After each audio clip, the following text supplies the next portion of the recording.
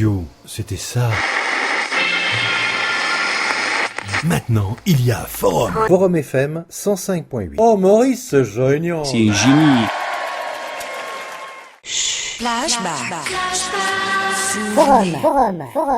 Forum FM 105.8. Le mot du président du réseau Forum Radio-Télévision des droits de l'homme, Maître Maurice Massingo-Thiassé. Et pour ce soir, nous allons consacrer notre émission sur la mort de l'ancien Premier ministre Clément Mwamba. C'est important de parler de lui, parce qu'en vérité, Clément Mwamba n'est pas mort du Covid. Les Nyangalakata veulent mourir au pouvoir, alors qu'ils ont échoué de manière lamentable dans tous les domaines. Les Congolaises et les Congolais peuvent à juste titre chanter à tue-tête, comme le faisaient les choristes de l'orchestre de Papa Wemba dans sa chanson Aboupia. En fait, je vais fredonner. Ah, Tozangi Mai solo. Ah, Tozangi Bilia solo. Ah, Tozangi Mai solo. Ah, Likolo ya Banyangala Kata Oyo. Ah, donc voilà. Ah, Tozangi Mwinda solo. Tozangi Mai solo. Tozangi Bilia solo. Olikolo ya Banyangala Kata Oyo. C'était Moïdo. Ah, Tozangi Mai solo. Tozangi Bilia solo. Tozangi Mwinda solo. Olikolo ya Banyangala Kata Oyo. Ah, bilenga kobina ya ya. Talaba fioti fioti balingi babina. Ah, bilenga kobina. Taloji elikoli alingi abina. Ama bilenga. Les Nyangalakata, ce sont les bras cassés et corrompus qui sont au pouvoir dans notre pays ou dans un certain nombre de pays africains depuis tant d'années, qui sacrifient les leurs. Et pour le cas du Congo, on vient de sacrifier l'ancien Premier ministre Clément Mwamba. Alors je vous rappelle que ce pouvoir se débat sur la scène internationale avec l'affaire de Comisimpex et la saisie programmée des immeubles de la rue de la Pompe et la résidence de l'ambassadeur du Congo à Paris en France, donc à Vaucresson. Clément Mwamba était au cœur de cette affaire depuis sa courte exercice ministériel en 1992 dans le gouvernement de Bongo Moara, où il était ministre des Finances.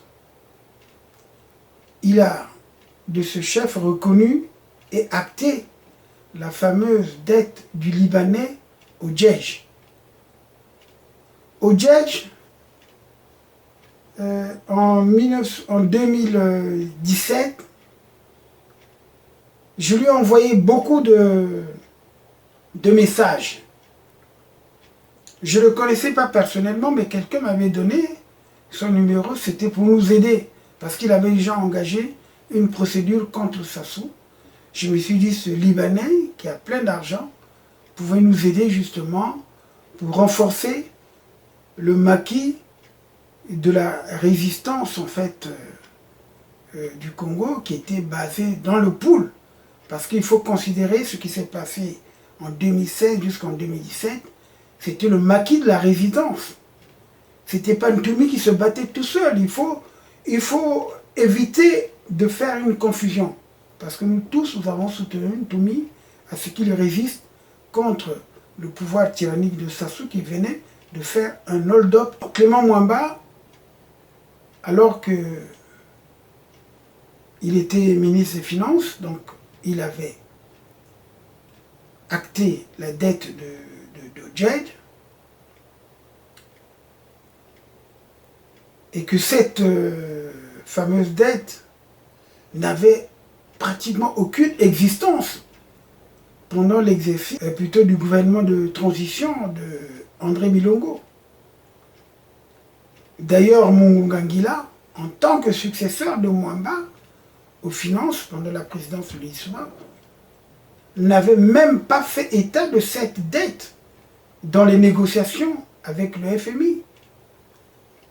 Cette dette a été réactivée après la guerre de 1997 et a pris des proportions scandaleuses au point d'atteindre le chiffre de milliards de dollars aujourd'hui.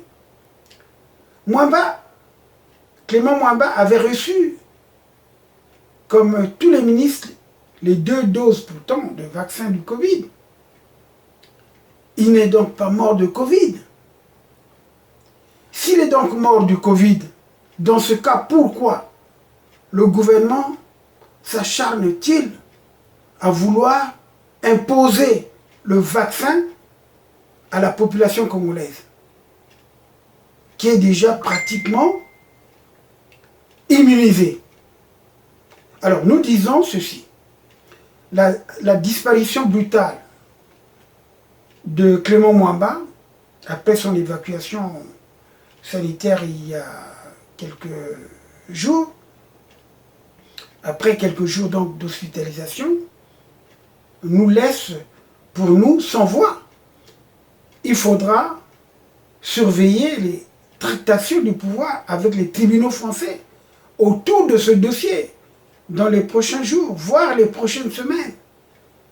Surtout quand nous apprenons que Sassou tient absolument à récupérer son avion dans lequel il aurait placé ses camons, ses fétiches, pour se protéger et donc pour préserver et garder son pouvoir. Clément Mwamba pourrait avoir été sacrifié pour récupérer l'avion et empêcher la vente aux enchères des immeubles achetés par Fulbert Youlou. Vous le savez bien. Et je le dis, j'insiste, c'est pour ça que je fais cette vidéo, pour permettre aux Congolais de comprendre pourquoi Clément Mwamba a été sacrifié. Ces Nyagalakata veulent tout mettre sur le dos de celui qui vient de mourir. Et ils vont le faire, puisque c'est l'habitude que Sassou a. Puisque Sassou n'a jamais reconnu ce qu'il fait. Il le met sur les dos des autres. C'est bien lui qui a été le premier en tant que ministre des Finances à valider cette dette mafieuse initiée du temps d'ailleurs de Sassou I. Et il faut comprendre que Clément Mwamba, c'est un complice de Sassou depuis très longtemps. Clément Mwamba, nous allons parler, il était directeur d'une banque qui avait fait faillite à cause des dettes contractées par Sassou. Et il n'est pas le seul. Clément Mwamba est l'un des rares politiques congolais à savoir l'étendue exacte des détournements financiers opérés par les hommes du clan au pouvoir. Il a été mis devant les faits accomplis dans les négociations avec les traders genevois, en Suisse, là où je suis, qui détiennent nos créances au niveau du pétrole de la CNPC. Il était au courant de façon précise des avoirs, c'est-à-dire des fonds détournés que le pays à la fois en Chine et dans les Émirats arabes. De Karine Wissot, où va l'argent des générations futures? Je vais poser les 3 questions, une question et une réponse. Où va l'argent des générations futures? Si les générations futures, c'est qu'il est pour les générations futures et gardé pour cela. Et on ne va pas donner à cette demoiselle, non? Il existe une réserve aujourd'hui pour ces générations futures, Monsieur le Président? Mais c'est l'objet, non, du projet. Réserve pour les générations futures, oui. Où est passé l'argent des générations futures? Mais c'est bien ça, les générations futures. Mais là aussi. Où va l'argent des générations futures? Ben, si les générations futures, c'est qu'il est pour les générations futures et gardé pour cela. Où est passé l'argent des générations futures? Mes amis, quand je suis passé ici en mai, vous m'avez posé la question, je vous avais répondu. Vous me la reposez. Je vous avais répondu. Vous avez oublié la réponse que vous avez donnée? Ah, mais c'est pas normal. C'est pas normal. Hein? Vous n'étiez pas tous là. Où est passé l'argent des générations futures? Mes amis, quand je suis passé ici en mai, vous m'avez posé la question, je vous avais répondu. Vous me la reposez. Je vous avais répondu. Vous avez oublié la réponse que vous avez donnée? Ah, mais c'est pas normal. C'est pas normal. Hein? Le plan nous a prescrit de dire la vérité. Rien que la vérité. Mais nous sommes des dirigeants des États. Aucun État au monde ne veut dire la vérité sur tout. Les hautes autorités nationales. Et concernant ce phénomène, conscient que ça nous gêne, ce problème nous gêne. Lors des discussions avec le Fonds monétaire international, avez-vous parlé des prêts que le Congo a accordés à certains pays africains? Journaliste, si vous êtes congolais, lorsque nous avons eu effectivement un peu d'embellie financière, oui, nous avons aidé des pays. Donc, le Congo n'a pas à rougir de ça. Nous sommes un pays solidaire avec des frères qui sont en difficulté à cette époque-là. Nous l'avons posé les actes, mais je vous dis que la dette se paye. Et le Congo est prêt à recommencer un jour s'il avait les moyens de soutenir les autres pays en difficulté. Et chaque fois que c'est nécessaire, on pourra multiplier ce type d'exercice. Nous souffrons et durement. Mais il y a un thème dont vous ne parlez toujours pas dans les atouts et faiblesses de notre économie, c'est celui de la corruption. Monsieur le Premier ministre, qu'est-ce qu'il en est? Quelle est la réalité que vous maîtrisez à ce sujet? Je vous ai dit tout à l'heure que quand le Fonds monétaire est arrivé, ils avaient, s'il vous plaît, dans leur feuille de route, ils voulaient s'occuper de la gouvernance et de la dette. Dans la gouvernance, y compris la corruption. Ils ont rencontré notre ministre de la Justice. Vous voyez? Ils ont parlé de corruption. Comment nous sommes organisés? Blanchiment d'argent. Pour faire court, nous avons tous les organes sont créés. Ils ont dit Congo, félicitations. Mais quels sont les résultats? Le fonctionnement de ces organes. C'est la question qui nous a été posée. Dans le blanchiment d'argent, combien de déclarations de soupçons, c'est-à-dire les gens qu'on soupçonne d'avoir blanchi? La statistique, combien de gens sont allés en prison? Vous voyez?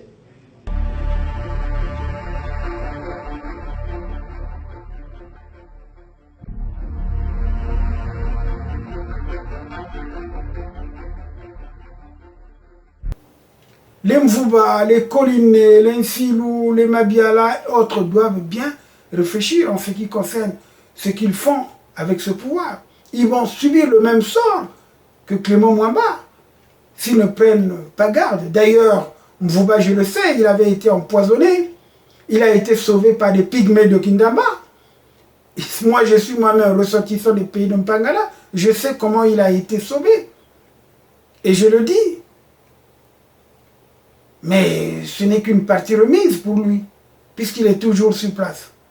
Aujourd'hui, on ne dénombre des morts dans la classe politique que dans la partie sud du pays. Réfléchissez bien.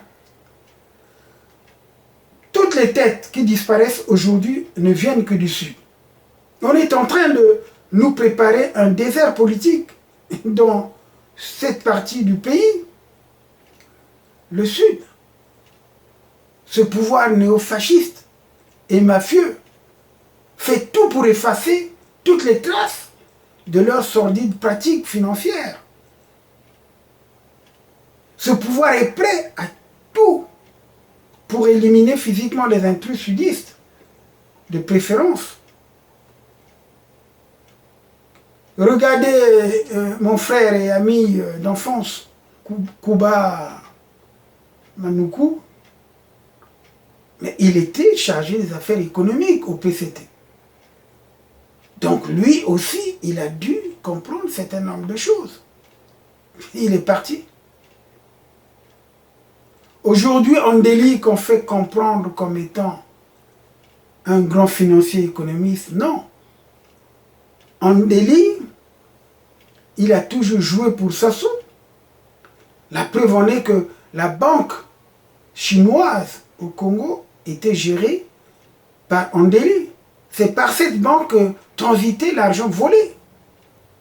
Aujourd'hui, les ministres des Finances, qu'est-ce que vous allez attendre de Andéli? Rien. Vous n'allez rien attendre d'Andéli. Nous pouvons aller plus loin dans cette question. Mais je fais comprendre aux Congolais, ne soyez pas naïfs. Et j'insiste pour dire que Clément Mwamba n'est pas mort du Covid. Parce qu'il a été vacciné. Il a eu ses 2 doses. Si le pouvoir du Congo insiste en disant qu'il est mort du Covid, dans ce cas, laissez les Congolais dans leur situation, parce que même avec deux doses, les gens meurent. Mais laissez-les prendre leur tisane. En fait, la population congolaise est immunisée déjà. C'est ce que je voulais dire, parce que c'est très important à dire, parce que tant plus que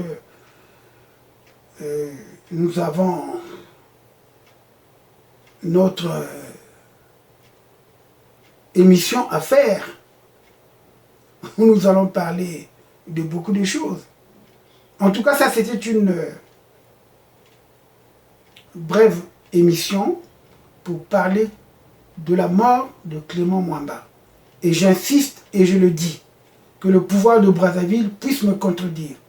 Je viens de vous donner des éléments pour comprendre que Clément Mwamba n'est pas mort du Covid. Il faut comprendre que Odjed, je pourrais dire même, a fait sacrifier Clément Mwamba pour ses dettes truquées ou trafiquées avec Sassou. Parce que Odjed avait des relations privilégiées avec Sassou, comme Clément Mwamba.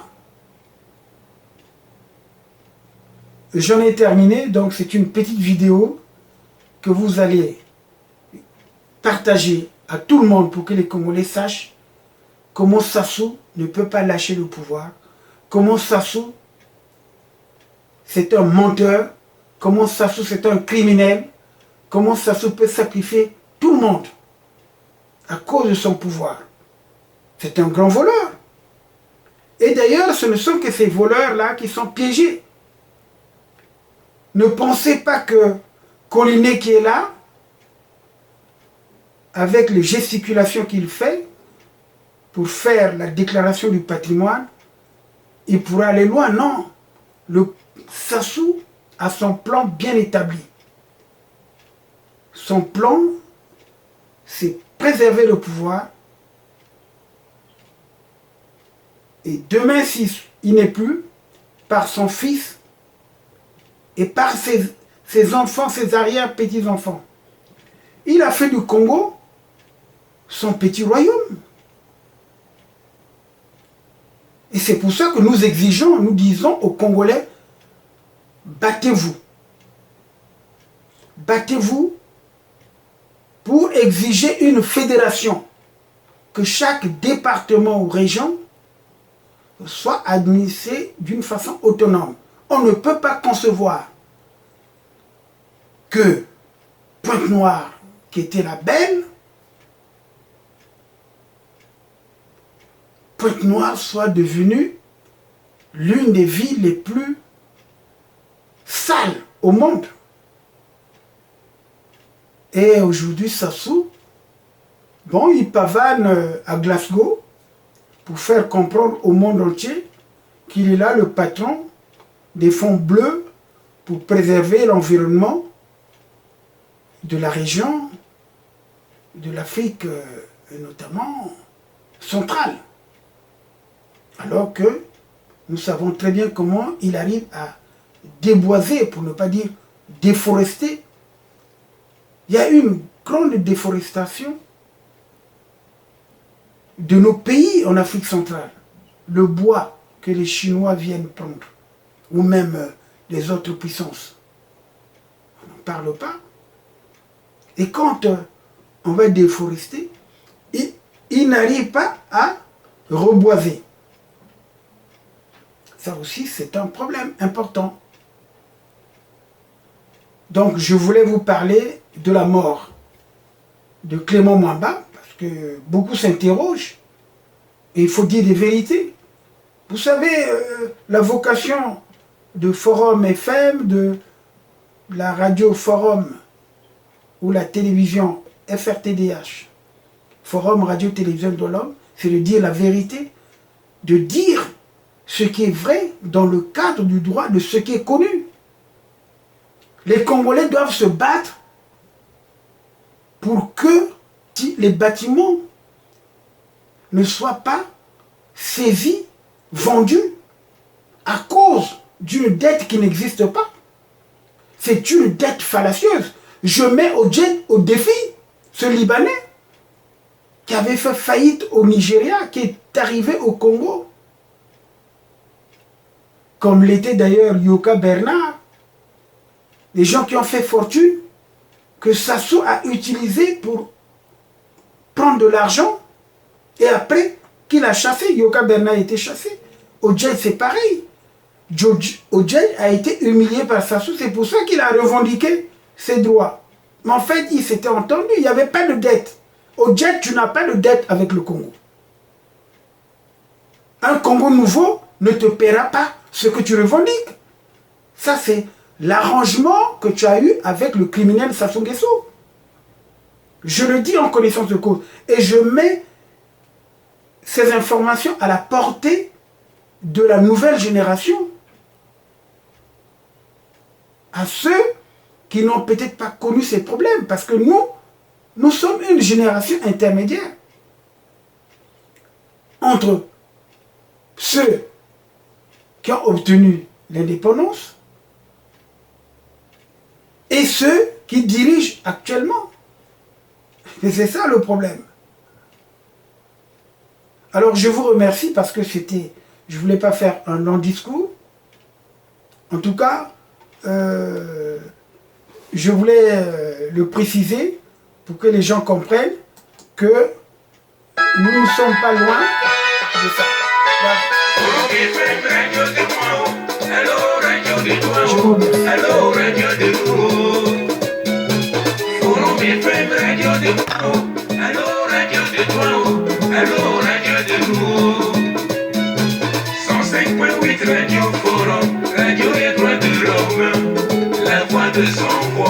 Vous suivez actuellement le mot du président du réseau Forum Radio Télévision des Droits de l'Homme, Maître Maurice Massingo Thiassé. Sangala,